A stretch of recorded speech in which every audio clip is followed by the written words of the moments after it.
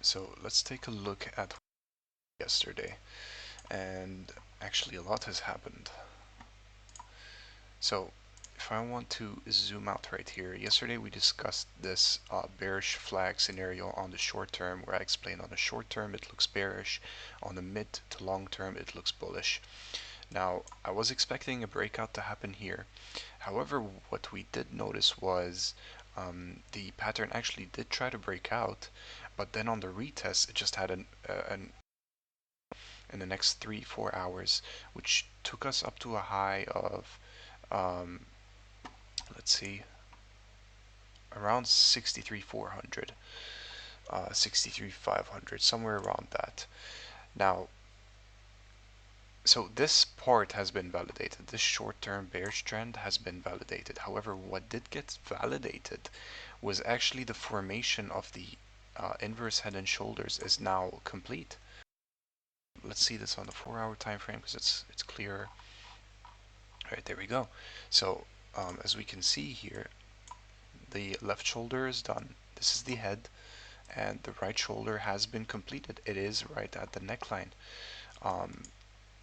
We're only missing one major final push up towards, I would say around 64K to have a good push right here above the neckline, where we could say, okay, we're having a breakout right here. And this goes in line with something really nice here that I want to look at the order book, which is that the nearest resistance on the short term is at the 63,600 level. That's where most of the selling orders are. We are, however, facing major resistance around 64,400 and 64,500. There's a shit ton of sell limit orders right here. This is where we're going to see the most resistance. Now, as you can notice here as well, on the global order book, there's not many. Actually, I'm surprised there are some orders here at this level. This doesn't make sense. Let me refresh the page. Sometimes it doesn't update as quickly. Okay, so yeah, like we said, sell limit orders very high here at the 64,500, 64,400. Some resistance here at 63,600 and 63,700, I guess, 680, alright. Now, there are some huge limit orders at 62,810 just waiting to happen, and 62,700, so I don't think we're going any lower than this, at least not theoretically. I'll explain why in a second. But yeah, this also goes in line with the liquidation heat map right here. Let me refresh this quickly so we can see what's going on. So what you'll notice is that there is some liquidity building up at these levels right here. People are starting to open long positions, and it's not too much liquidity.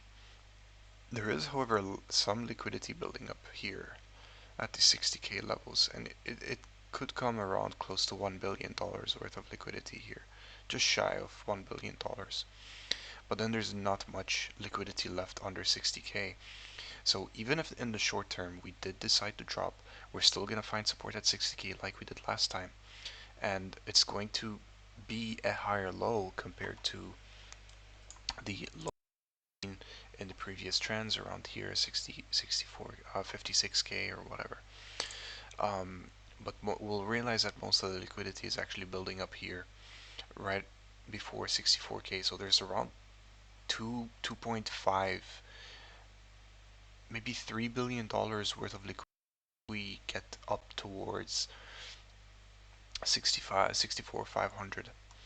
All right, so this is looking like the major direction here. This is looking like the main direction here, and this would fit in line with the possibility of a breakout, because if we do break out, we need to close somewhere above this neckline right here, above this inverse head and shoulders neckline, and we could see a neckline at 63,000. And then after that, the direction is supposed to be just completely upward towards 74K at least, or like we measured it the last time.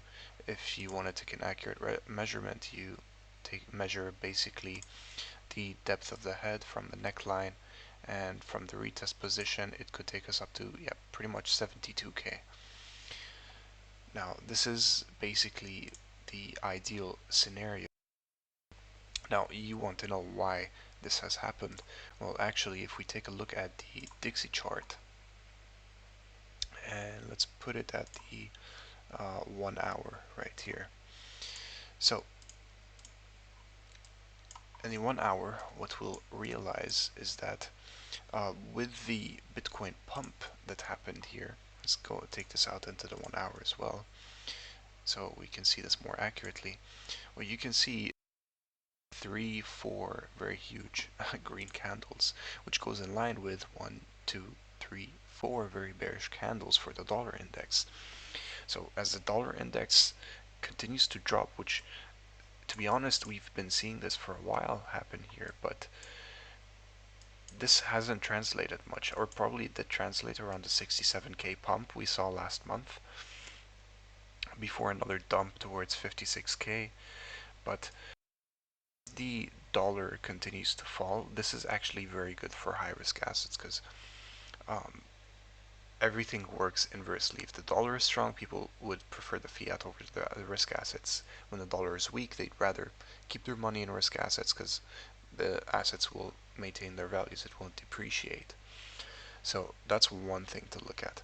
Another thing to look at is, hold on, it wasn't this.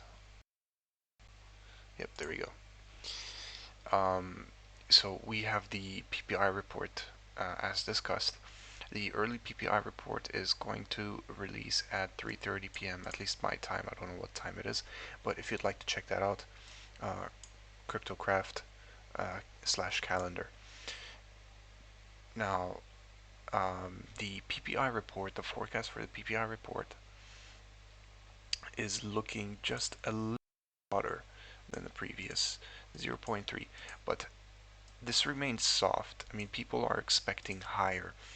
Now here's the thing, if the PPI report did come out higher than this forecast of 0.3%, we're going to see Bitcoin dip again. But if the if the actual is actually anywhere near to the forecast, or maybe less than the forecast, then that's very, very bullish for high risk assets like cryptos. CPI, however, is the most important thing to look at. The core CPI is the main indicator that the Feds look at to cut rates. Now, the previous was 0.2%. The forecast is looking like 0.2%. Similarly, the PPI, this one's more important than regular PPI. The core CPI is important. If the actual is just as equal to the forecast as expected, and that's soft, or even lower, that'll be softer. But if it comes hotter than 0%, then we could be expecting a dip. Another thing to look at is the core CPI, which is definitely looking softer. The initial forecast is already looking softer. So we have 0.3% from last month, 0.4%. And the CPI month over month is looking to stay the same at 0.4, which is actually pretty good. And then the year over year is looking to be at 3.4 or 3.5. So if these numbers check out, if these numbers play out well in the next 2 days, we could be looking at Bitcoin just completely going back parabolic and just breaking through this neckline, and in that line we could be seeing the inverse head and shoulders play out exactly as we expect, up towards 74k. We're probably still looking at major resistance at 67k and 60. However, on the global order book, actually these sell orders have pretty much gone. These resistances were back when we were around 65k. We saw those when we were around 65k. It was, as we can see, there's not much sell orders at the moment. Now, like I said in the previous video, this could change very quickly once we get to the upper levels. These resistances will build back up. These sell limit orders will be, just as we see this gap here start to get filled. In last video's technical analysis yesterday, we saw that most of the major resistance was around the 62.8k area, 63k area here, and not much resistance left up towards the 65k. But as we can see, a lot of sell orders here at 64,500. So I think that might be the limit. If tomorrow, that might be the limit at which Bitcoin is going to stop. And it's still a pretty noticeable gain considering that the current price is around 62,700. It fell off a few points from 63,500, which is okay. This is actually a very good closing price. But yeah, rallying from this level up to 65,500, we're talking about a, well, pretty much 2,000 point base, like a 2,000 point change almost, which is very, very good. That's almost 3% gain over the opening price. So what we're looking at is bullish, at least for now. It's all dependent on the reports that are going to be released. I do want to look at something very important here. There we go. We are looking at the 1 week stochastic RSI divergence, and I said that we're most likely going to see a flatline bottom here before we actually see a divergence. And well, we pretty much got that. The week closed, and we can see exactly what's going on here. What did I just do? Okay, so as we can see, the divergence of the 1 week stochastic RSI is, well, it's starting to diverge. It's connected here. It hasn't diverged yet, but it's starting to connect. So depending on how this week performs, if we have a if this week closes higher, we could see this diverge ahead of next week, and this would be a good indication that once this closes like here and the RSI diverges, this is a good indication that we're going to have an upwards trend like we saw previously. Every time the stochastic RSI diverged here, we've had it right. We had this major pump following through with it. Again here as well, it diverged, and then the rest of the way was going up. So that's good news here. So midterm, very bullish. Long term, definitely bullish. We've already reached the point of a huge overselling, and this is pretty much a 24% dip, around 24%.